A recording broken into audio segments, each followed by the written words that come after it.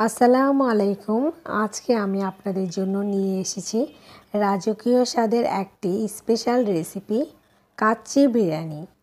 চলুন দেখে নিই কীভাবে বাসায় খুব সহজে রেস্টুরেন্ট স্টাইলে কাচ্চি রান্না করা যায়।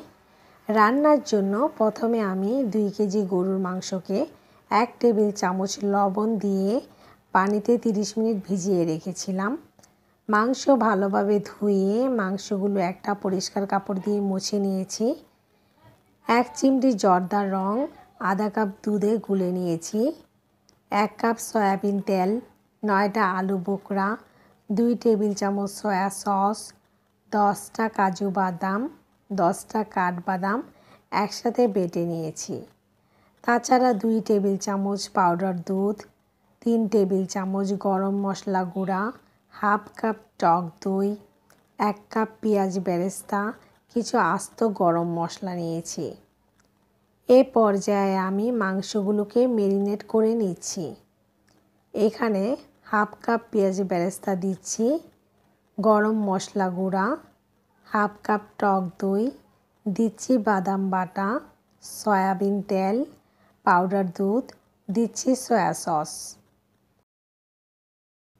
এখন একটা চামচ দিয়ে সব কিছু একসাথে মিশিয়ে দিচ্ছি। মাংসগুলো খুব ভালোভাবে মেখে 3 ঘন্টার জন্য রেস্টে রাখছি। 3 ঘন্টা পর ম্যারিনেট করা মাংস একটা বড় হাঁড়িতে ঢেলে এর উপর আগে থেকে ভেজে রাখা কিছু আলু সাজিয়ে দিচ্ছি। তাছাড়া দিচ্ছি আলু বোখরা। আলু বোখরা না দিলেও কোনো সমস্যা নেই, কিন্তু দিলে খাবারটা একটু বেশি মজা হবে, সেজন্যেই আমরা আলু বোখরাটা ব্যবহার করছি। চাইলে এটা স্কিপ করে যেতে পারেন। রাইসটা রান্নার জন্য আমি অ্যারোমা প্রিমিয়াম বাসমতি রাইসটা ব্যবহার করছি। আমি এখানে 4 কাপ চাল খুব ভালোভাবে ধুয়ে 30 মিনিট ভিজিয়ে রেখেছিলাম। অন্য একটি বড় পাত্রে আমি বেশি করে পানি দিয়ে এর মধ্যে আস্ত গরম মশলা ও 2 টেবিল চামচ লবণ দিয়েছি।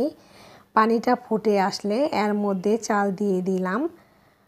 চালটা 50% সিদ্ধ হয়ে গেলে পানি ছেড়ে চালটা উঠিয়ে আমি ম্যারিনেট করা মাংসের উপর বিছিয়ে দিচ্ছি।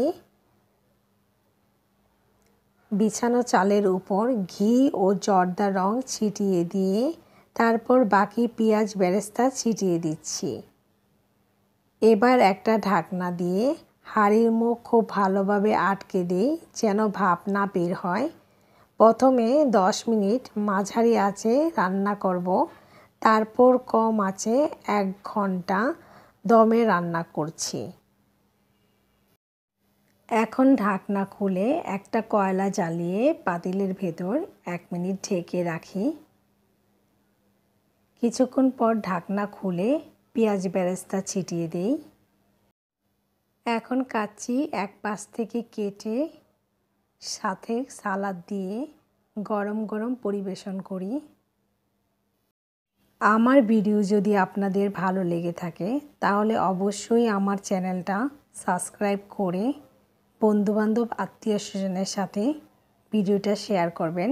ধন্যবাদ।